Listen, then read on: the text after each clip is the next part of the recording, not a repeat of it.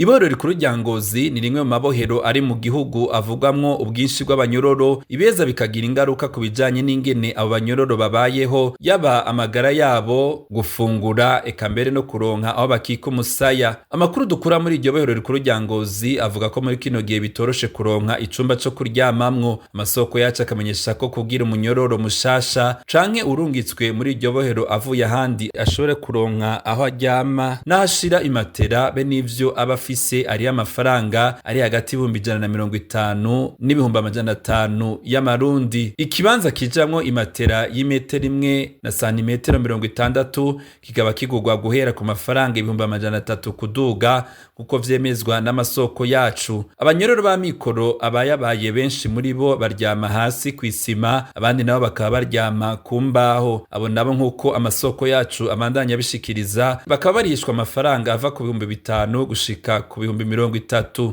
Abakora ubwo rudandazwa n'abajejwe ivyumba bari kumwe n'abajejwe kuronderera abafungwa bashasha aho baryama, ari nabo baheza bakagabura ayo mafaranga nk'uko bishikirizwa n'isoko ryacu. Abo banyororo basaba abajejwe igisata c'amabohero mu Burundi gukora ibishoboka kugira ibitigiri vy'abafunzwe bigabanuke, kuko arivyo bituma ahanini haba iyo ngendo. Mu makuru yacu azokurikira tuzobabwira uko vyifashe mu mabohero ya Muramvya na Bubanza.